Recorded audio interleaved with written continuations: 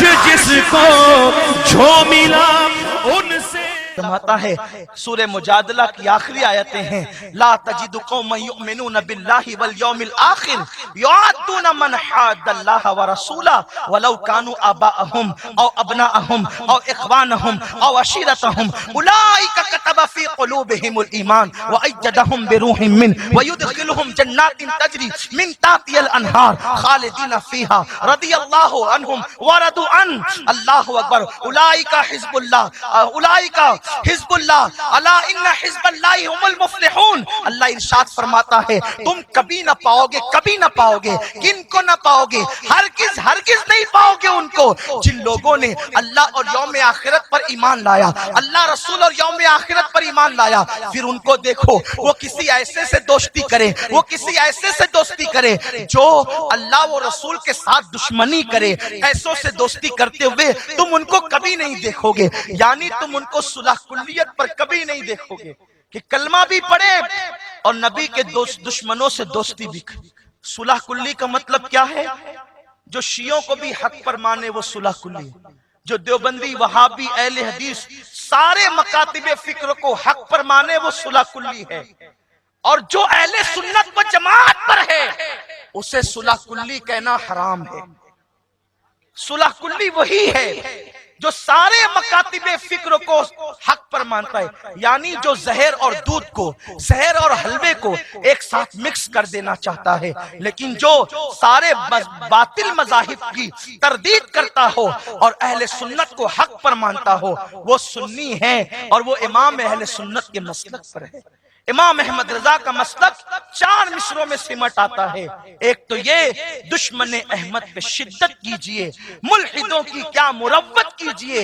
غیظ میں جل جائے بے دینوں کے دل یا رسول اللہ کی کثرت کیجئے اور فرماتے ہیں اے عشق تیرے صدقے جلنے سے چھٹے سستے جو آگ بجھا دے گی وہ آگ لگائی ہے اللہ اکبر میرے پیارے آقا علیہ السلام کے پیارے دیوانوں تو اللہ رب العزت فرماتا ہے تم ہرگز نہ پاؤ گے ان کو جو ایمان لائے کہ نبی اور خدا کے دشمنوں سے وہ دوستی کرے اگرچہ ان کا باپ نبی کا دشمن ہو جائے تو وہ اس سے بھی رشتہ توڑ لیتے بھائی دشمن ہو جائے ان سے بھی رشتہ توڑ لیتے قرابت دار دشمن ہو جائے ان سے بھی رشتہ توڑ لیتے ہیں جب وہ نبی کے دشمنوں سے رشتہ توڑتے ہیں تو کیا ملتا ہے اولئک کتب فی قلوبہم الایمان اللہ ان کے دلوں پر ایمان کی مہر لگا دیتا ہے یہ اللہ پاک انعام دے رہا ہے لوگ کہتے ہیں جوڑنے کی بات کرو توڑنے کی نہیں ہاں بالکل ہم جوڑتے ہیں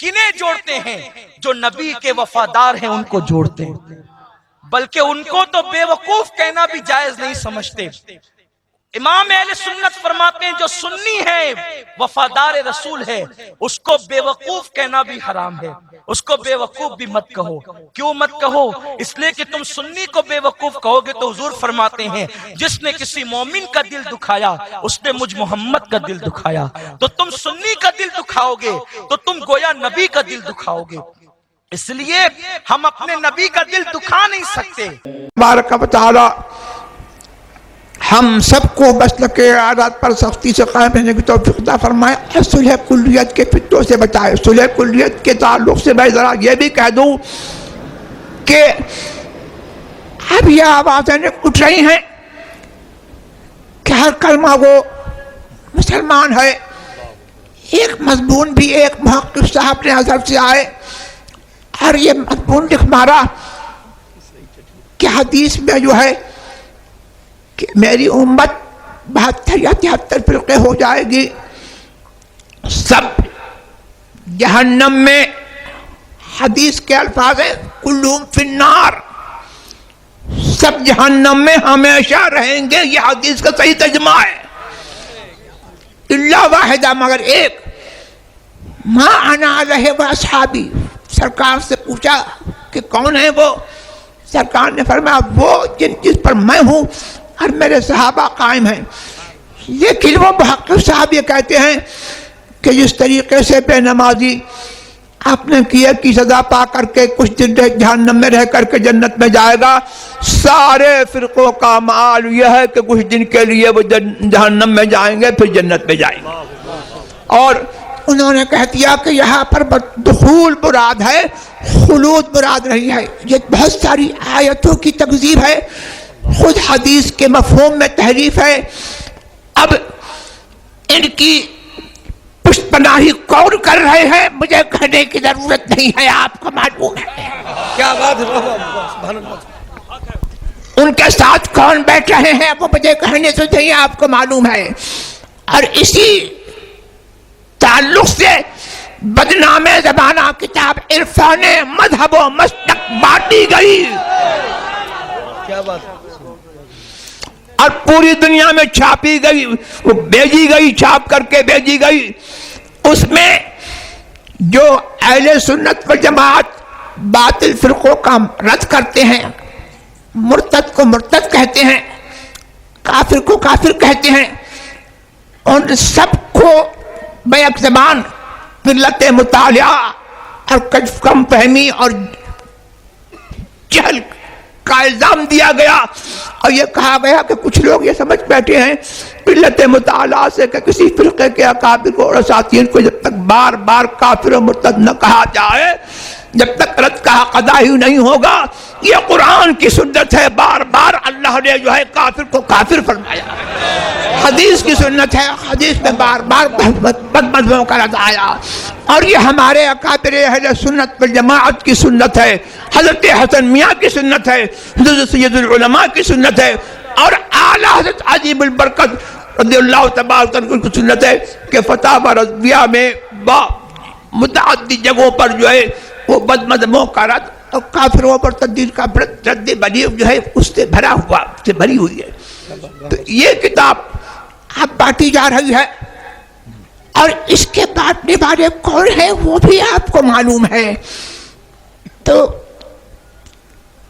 یہ باتیں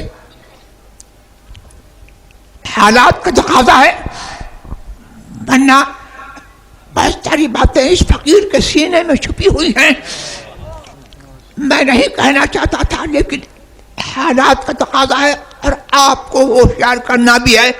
ہمارا کام ہوشیار کرنا ہے، آپ کا کام ہوشیار ہو رہا ہے. سونا جنگل رات دے گی، چھائی بدلی کالی ہے، سونے والوں جاگتے رہو، چوروں کی رکھوالی ہے. کیا بات، سبحان اللہ سبحان اللہ. سونا اگر بچانا ہے تو صلح کلیت سے تم کو بچنا ہے. صلح کلیت وہابی سے زیادہ، رافضی سے زیادہ، دیوبندی سے زیادہ سب سے بدتر زہر صلح کلیت ہے. اللہ تبارک تعالیٰ مجھے اور آپ کو سب کو اس زہر قاتل سے محفوظ رکھے. وآخر دعوانا الحمدللہ رب العالمین. اللہ ہمیں آپ کا ہمیشہ وفادار رکھے. اور جن کو دین کی خدمت کرنی ہے ان کو ایسا بننا بھی پڑے گا. اور خاربازیاں کرے گا اور اس کی کاٹ کرے گا، اس کو توڑے گا نہ، اس کو ذلیل کرے گا نہ، اس کو ڈیگریڈ کرے گا، تو دین کا کام تھوڑی کر سکتا ہے. یہ تو مطلب ہمارا الحمدللہ مطلب دین کا کام جو بھی کرتے ہیں، اللہ کے دین کا اہل حق جو بھی ہیں، بعض اوقات وہ اس طرح کی کوتاہیاں کر رہے ہوتے ہیں. یہ بھی ہے مطلب جو میں نے جن کوتاہیوں سے میں نے اپنے آپ کو کہا کہ الحمدللہ میں بچتا ہوں، تو وہ اس طرح کی کوتاہیوں میں مبتلا ہوتے ہیں، دیکھے جاتے ہیں. وہ پھر ان کو ترقی بھی اتنی نہیں ملتی. یہ بھی دیکھی بھالی بات ہے. ان کے پاس بس اتنی سی گروپڑی رہتی ہے، چھوٹی سی. یہ گروپڑی کیا چھوٹا سا گروپ ہوتا ہے ان کا، اس کے کاٹ کریں گے، اس کے کاٹ کریں لگے ہوتے ہیں، مطلب خلاف بول رہے ہوتے ہیں، اپنوں ہی کے بیچارے وہ کاٹ کر رہے ہوتے ہیں. آپ سب سمجھتے ہیں جو میں کہنا چاہتا ہوں. ایسا نہیں کرنا چاہیے یار. ہم سب ایک اور نیک بن کر مل جل کر اللہ کے دین کی خدمت کریں.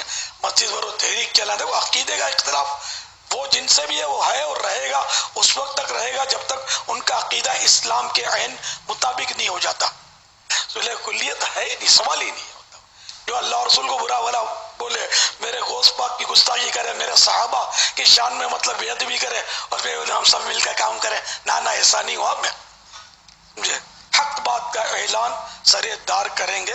یہ جرم اگر جرم ہے 100 بار کریں. آپ نے جو بات کی اور گھر کی بات کی، اپنوں کی بات کی، اللہ کریم میرے کہے کی لاج رکھے. آمین. مجھے وفادار ایسا ہی رکھے، وفادار رکھے.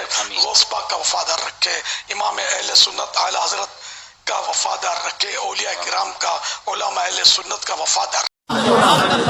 ہمارے ہاں یہ بھی ایک معاملہ ہے, گستاخان رسول سے رابطہ ہے. کہتے ہیں یار یہ دیکھو سرکار کی گستاخی کرتا ہے, شان میں اس طرح باتیں کرتا ہے. ہم کہتے ہیں جی کیا کریں صاحب, برادری ہے نا, خاندان ہے نا, رشتہ داری بھی تو نبھانی پڑتی ہے, دوستی بھی تو نبھانی پڑتی ہے. لا حول ولا قوت الا باللہ. میں آپ سے کویشچن کرتا ہوں, بتائیے صحابہ کرام علیہم رضوان سے بڑھ کر کوئی عاشق رسول پوری دنیا میں پیدا ہوا ہے اور کیا قیامت تک ہوگا؟ انہوں نے اس امتحان پہ پورا اتر کر دکھایا ہے. جب میرے آقا نے فرمایا کلمہ پڑھو اور تمہارے وہ آباء و اجداد جنہوں نے تمہیں غلط عقائد کی تعلیم دی ہے مانو کہ وہ جہنمی ہے, مانو کہ ان کے عقائد غلط ہے, تو صحابہ کرام نے ایک لمحے کے لیے یہ نہیں سوچا یا رسول اللہ وہ کیسے غلط ہو سکتے ہیں, وہ کیسے جہنمی ہو سکتے ہیں, ہم کیسے اپنی برادری و خاندان کی مخالفت مول لیں؟ انہوں نے کہا لبیک یا رسول اللہ, فدا کا ابی و امی, آپ پر میرے باپ قربان, میری ماں قربان. برادری چھوٹتی ہے چھوٹے, لوگ ناراض ہوتے ہیں ناراض ہو, لیکن سرکار سے محبت کا تعلق ختم نہیں ہوگا. اور جب میرے آقا نے فرمایا ہجرت کرو, چھوڑ دو وہ مکہ جہاں تمہارا بچپن گزرا ہے, جہاں تم پیدا ہوئے ہو, جہاں تمہارا خاندان ہے, برادری ہے, بیوی بچے ہیں, باغات ہیں, مویشی ہیں, ٹھنڈے میٹھے پانی کے چشمے ہیں, تمہارا بزنس ہے. صحابہ کرام نے نہیں پوچھے یا رسول اللہ صلی اللہ علیہ وسلم آگے چل کر کیا ہوگا, ہم خاندان کو چھوڑ دیں, ہم برادری کو چھوڑ دیں, اکیلے ہو جائے؟ نہیں, انہیں معلوم تھا کہ دامن مصطفیٰ سے وابستہ ہوں گے تو پوری کائنات قدموں میں ہوگی, اور یہ دامن چھوڑ کر سب سے وابستہ ہو جائیں گے تو اللہ تعالیٰ سب کی چیز نعمتیں, سب رحمتیں ہم سے دور فرما دے گا اور کچھ بھی ہاتھ میں نہیں رہے گا. چھوڑ کر اس طرف آ گئے. غزوہ بدر ہے, صحابہ کرام ایک طرف کھڑے ہیں, انصار صحابہ تھے انہیں کلمے کے لیے ہٹا لے, مہاجر صحابہ موجود تھے نا, مکے سے ہجرت کرنے والے, اور سامنے جو کھڑا ہے لشکر جرار 1000 کا تقریباً, یہ ان کے خاندان برادری والے ہی تھے. تلواریں نکلی ہوئی ہیں, سامنے باپ ہے, چاچا ہے, ماموں ہے, تایا ہے, بہنوئی ہے, لیکن اس طرف میرے نبی ہے, اس طرف ایمان ہے, اس طرف اسلام ہے, اس طرف ایمان کا امتحان ہے. صحابہ کرام علیہ رضوان کے پاؤں میں لرزش پیدا نہیں ہوئی, ہاتھ نہیں کانپے ہیں. اگر باپ پہ ہاتھ اٹھائے تو باپ کی گردن اڑائی ہے, اگر چاچا پہ حملہ کیا ہے تو چاچا ہی گردن اڑا دی. اب اگر محبت ہے تو صرف سرکار کے دامن سے وابستگی کی وجہ سے ہے, ورنہ نہ کوئی ہمارا باپ ہے نہ کوئی ہماری ماں ہے. حضرت ابو بکر صدیق رضی اللہ تعالیٰ عنہ کے صاحبزادے حضرت عبد الرحمن بن ابی بکر کہتے ہیں اسلام لانے کے بعد غزوہ بدر میں کفار کی طرف سے آئے تھے. ابا جان کئی مرتبہ ایسا ہوا کہ آپ میری تلوار کے سامنے آئے, لیکن صرف اس لیے تلوار روک لی کہ آپ میرے والد ہیں. صدیق اکبر نے نہیں فرمایا کہ بہت بہت شکریہ بیٹا, بلکہ ارشاد فرمایا کہ خدا کی قسم اگر تو میری تلوار کے سامنے ایک مرتبہ بھی آتا تو تیری گردن اڑانے میں دیر نہ کرتا. اس لیے کہ یہ امتحان ہے ایمان کا. ان کے اندر ایمان تھا, ایمان کی روح نکلی ہوئی ایک لاش نہیں تھی. کہا کہ اگر تم میرے سامنے آ جائے تو ہماری گردن اڑا دیتا. غزوہ احد میں جب بہت سارے مسلمان شہید ہوئے ہیں تو عورتیں جب لاشیں لائی گئی, عورتیں آئی, ایک خاتون آگے بڑھی, کسی نے کہا آپ کے والد کی لاش, کہا کہ ٹھیک ہے لیکن یہ بتاؤ سرکار کیسے ہے.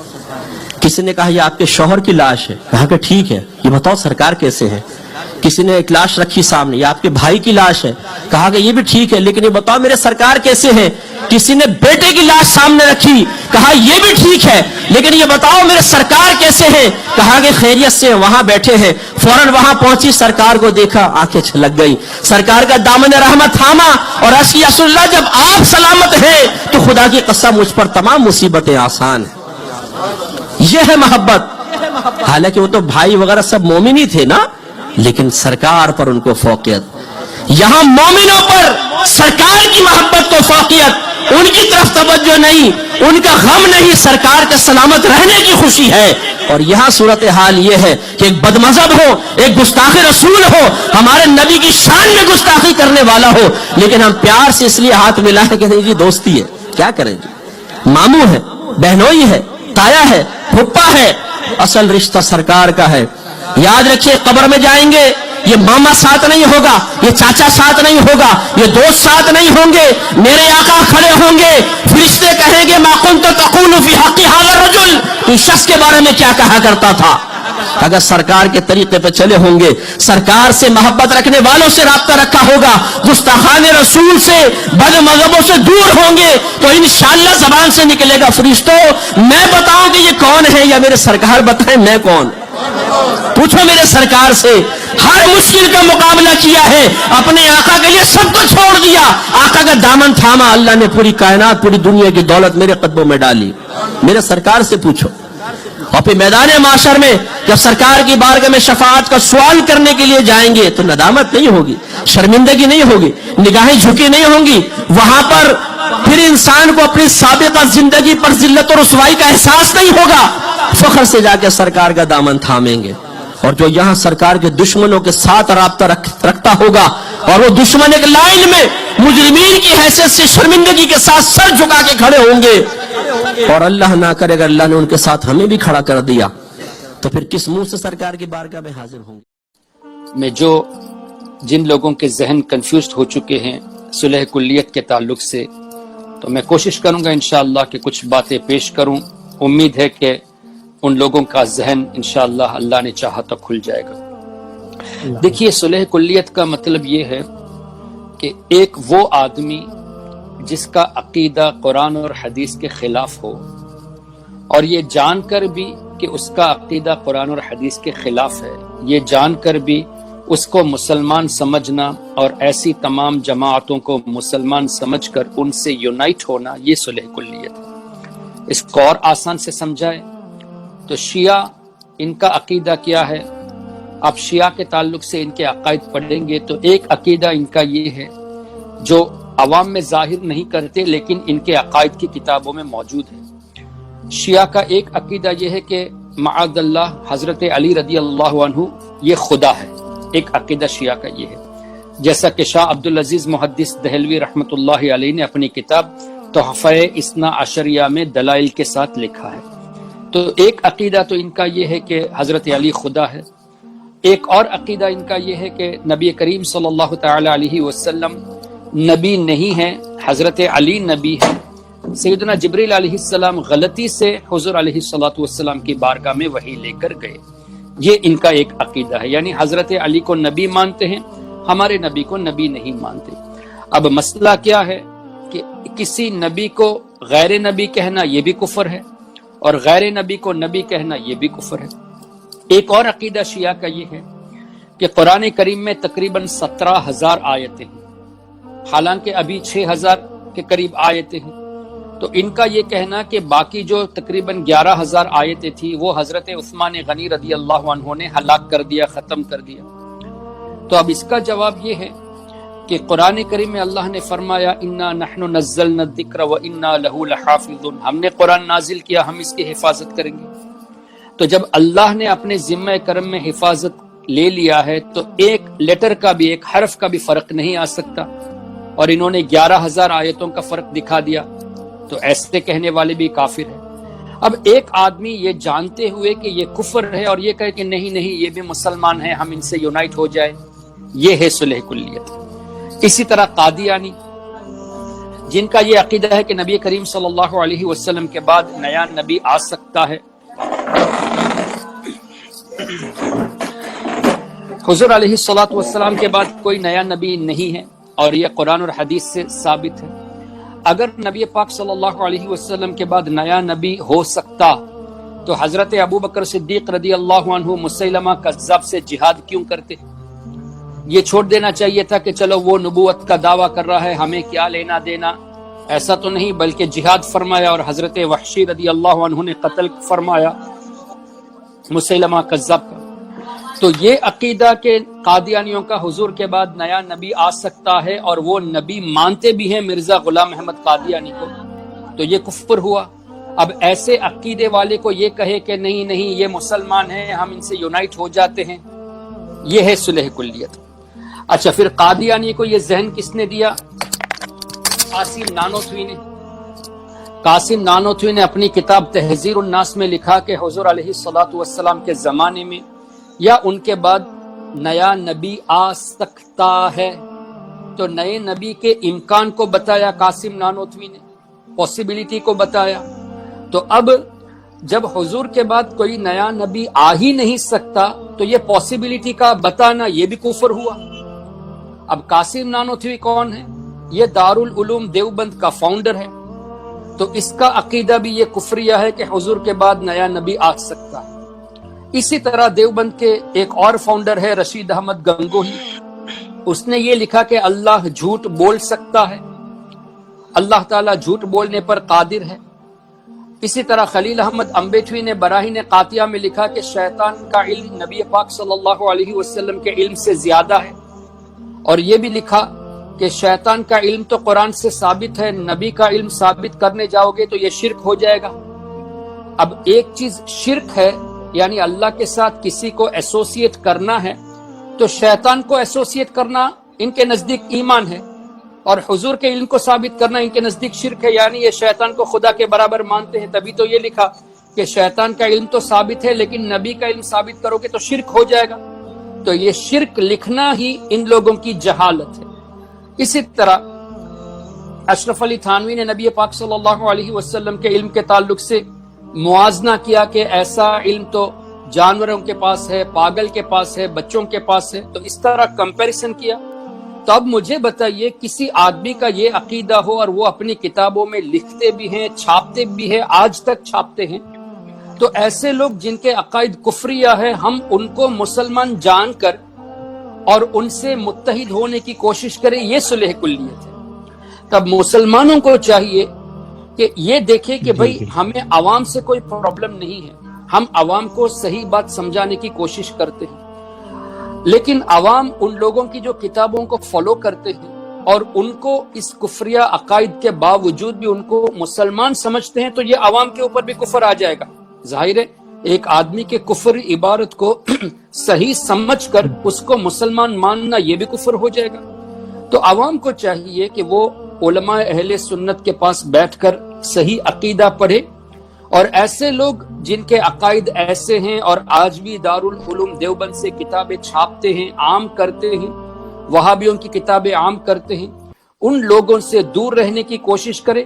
اگر کوئی یہ جان کر کہے نہیں اگرچہ قادیانی نے ایسا کہا، اگرچہ شیعہ نے ایسا کہا، اگرچہ دیوبندیوں نے ایسا کہا، اگرچہ وہابیوں نے ایسا کہا، لیکن ہم سب مل کر رہیں گے، سب مسلمان ہیں، تو یہ ہے صلح کلیت۔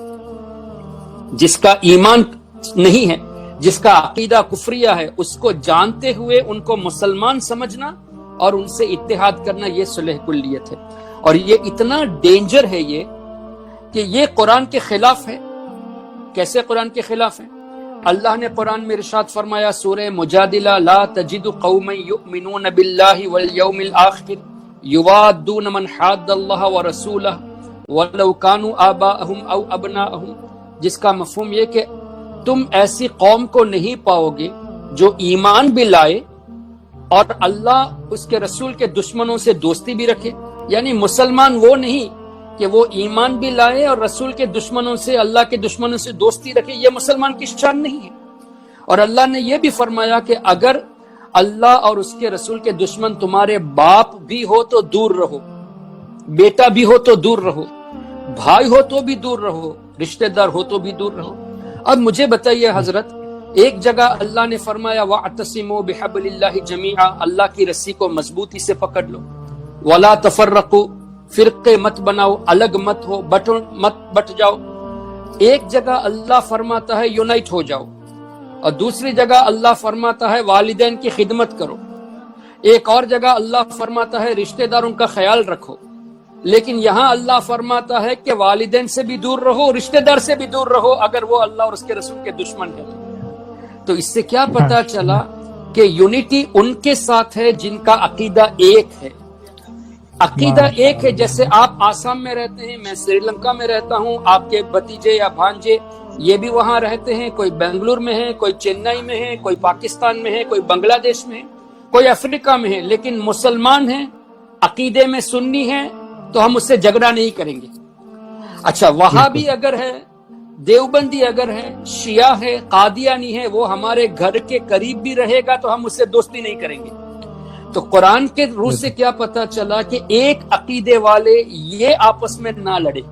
اب آپ یہ نہیں کہیں گے کہ میں قادری ہوں، دوسرا چشتی ہے، تیسرا نقشبندی ہے، تو اس میں لڑائی نہیں ہے، اس لیے کہ عقیدے میں سب ایک ہے، طریقے الگ الگ ہیں، سلسلے الگ ہیں، لیکن عقیدے میں سب ایک ہے۔ سری لنکا میں شافعی زیادہ ہے، انڈیا میں حنفی زیادہ ہے، مصر میں شافعی زیادہ ہے، اور اسی طرح یمن میں مالکی یا حنبلی زیادہ ہے یا شافعی زیادہ ہے، کچھ جگہوں پہ حنفی زیادہ ہے۔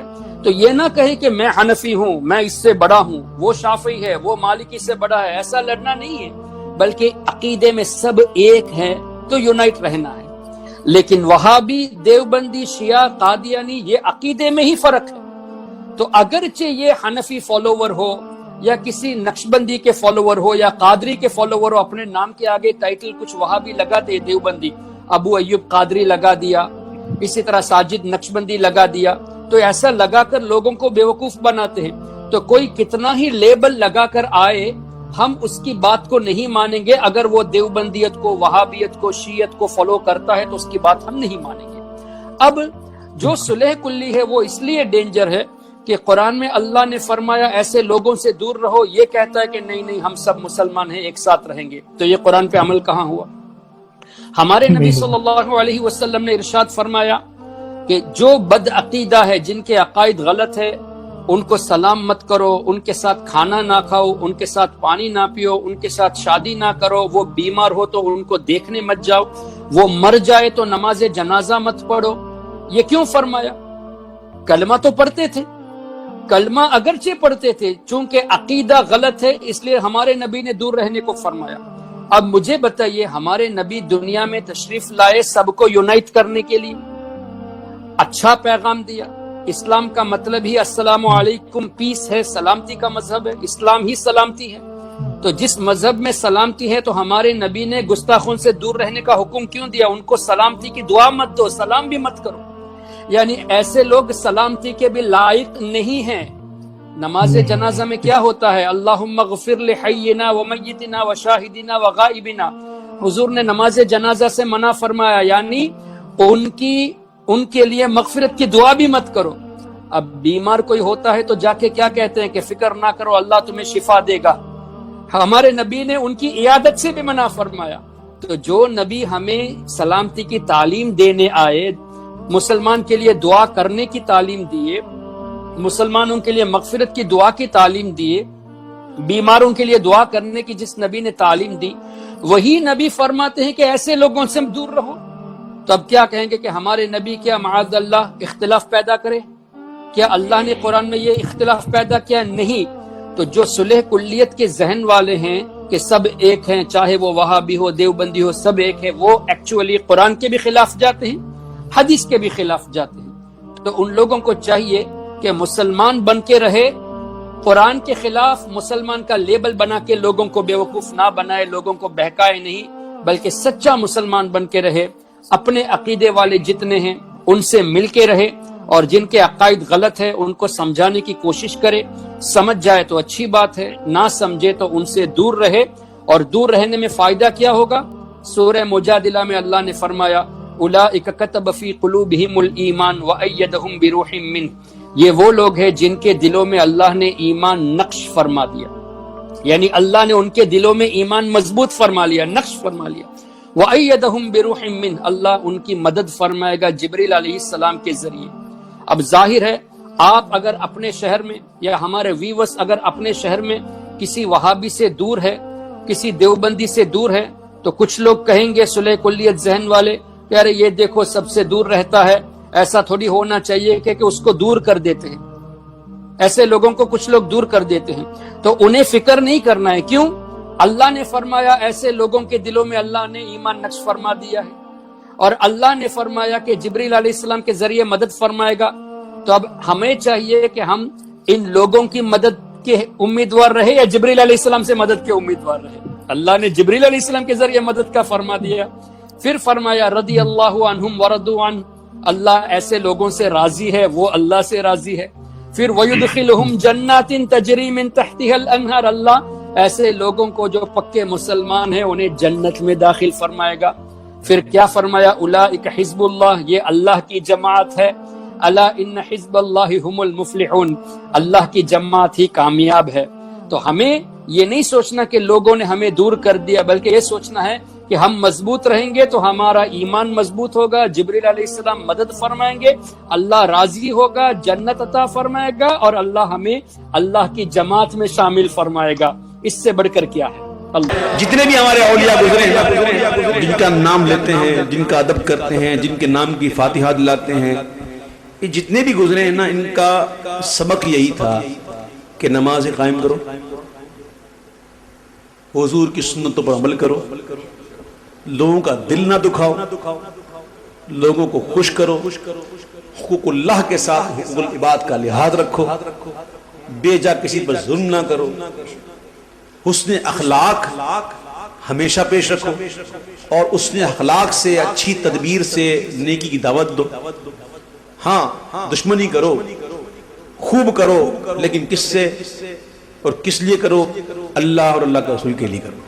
جس سے کرنی ہے دشمنی تو کس کے لیے کرنی ہے؟ اللہ اور اس کے رسول کے لیے، اپنی ذات کے نہیں۔ دیکھیے، ایک ہوتی ہے دل سے محبت، ایک ہوتی ہے ایسے ہی محبت، یہ بڑا فرق ہے اس کے اندر۔ ایک ہوتی ہے دل سے نفرت، ایک ہوتی ہے ایسے ہی نفرت، بڑا فرق ہے اس کے اندر۔ اس بات کو سمجھ جائیں کہ ہمیں کس انداز سے دین کا کام کرنا ہے۔ ہم میرے بھائیوں، خوب نفرت کیجئے حضور کے دشمنوں سے، اور کرنی چاہیے، لیکن کس سے؟ جو بالکل جن پر لگ گئی ہے اس سے۔ لیکن جو بیچارے ڈھیلے ڈھالے ہوتے ہیں نا، ان کو مت چھوڑو، آپ چھوڑ دو گے تو پھر وہ پکے ہو جائیں گے۔ جو گئے ہیں، جو دو صحباب ہیں جو گئے ہیں، ان کو پکڑیں، ہمارے علماء کے پاس لے آئیں، ہمارے علماء بتائیں گے ان کو، دیکھو یہ ہیں وہابی، یہ ہیں ان کے عقائد، یہ ہیں ان کے خبیثانہ عقائد، یہ بتائیں گے۔ تھوڑا حسن اخلاق کے ساتھ دین کی کام کریں۔ اور میرے بھائیوں، میں آپ سے ایک خاص بات کر رہا ہوں، ایک کتاب ہے بد مذہبوں سے رشتے، مفتی جلال الدین امجدی صاحب کی، بد مذہبوں سے رشتے، اس کو خرید کر ضرور پڑھ لینا۔ یہ وبا بھی بڑی عام ہو گئی ہے یہاں، کہ یہاں شادیاں کر دیتے ہیں تو بس نہیں دیکھتے کہ کون ہے۔ بڑا ہی عجیب ماحول ہو گیا کہ حضور کے گستاخوں میں شادیاں۔ آقا فرماتے جب یہ مر جائیں تو ان کے جنازے میں نہ جاؤ، بیمار ہو جائیں تو عیادت نہ کرو۔ یہ حدیث پاک کا مفہوم بتا رہا ہوں میں آپ کو۔ یہ مر جائیں تو جنازے میں نہ جاؤ، بیمار ہو تو عیادت کو نہ جاؤ، ایسا حکم ان کے لیے۔ اور ہم وہاں بچیاں دیں، ہم وہاں کی لڑکیاں لیں۔ اللہ تعالیٰ ہماری بچیوں کو اچھے مقدر عطا فرمائے، لیکن ہمیں اللہ تعالیٰ سے دعا ہے کہ اللہ تعالیٰ ہمیں یہ دن نہ دکھائے کہ ہم اپنا کوئی رشتہ کسی بد وہابی سے کریں۔ یہ کبھی بھول جائیں، کبھی یہ کبھی بھی نہ سوچے گا کہ ہماری بیٹیاں جو ہیں وہ اس طرح بیٹھ جائیں گی، کوئی رشتہ نہیں آئے گا۔ نہیں، بہت آئیں گے انشاءاللہ۔ سنی کا رشتہ آئے گا، غوث پاک بھیجیں گے انشاءاللہ، بابا مخدوم بھیجیں گے یار انشاءاللہ، آپ فکر نہ کرو انشاءاللہ۔ اور ایسے بھیجیں گے انشاءاللہ، ایسے بھیجیں گے کہ دنیا بھی اچھی اور آخرت بھی اچھی، لیکن بد مذہبوں سے رشتہ نہیں کرنا ہے۔ ہاں، لڑکیاں گھر بیٹھ جائیں، بیٹھا دو، لیکن بد مذہبوں سے رشتہ نہیں کرنا۔ یہ کتاب ہے بد مذہبوں سے رشتے، جس کو ضرور پڑھیے گا، یہ مل جائے گی آپ کو، اور اس کو ضرور پڑھنا، اور دل کی نہیں بلکہ میں کہتا ہوں ایمان کی آنکھوں سے پڑھنا۔ ایک تو آنکھوں سے پڑھتے نا، ایک دل سے پڑھتے نا، ایک دل کے اور ایمان کے کانوں سے، اور پڑھنا اس کو آنکھوں سے پڑھنا تاکہ یہ بات اتر جائے۔ اور اپنے اس معاملے کو تو ہلکا مت جانیے گا۔ ہو بھائی، مسئلہ یہ کہ ہماری قوم جو ہے نا، وہ فری چیزوں کی ان کو قدر نہیں ہوتی۔ ہاں میں صحیح کہہ رہا ہوں آپ سے، فری ملے گی نا تو کوئی قدر نہیں ہے، پیسے لے کے دو بھائی، فری بہت ہو گیا۔ آپ یہاں اتنا کر سکتے ہیں کہ مختوم بابا کی نسبت سے، کیا نسبت ہے ان کی؟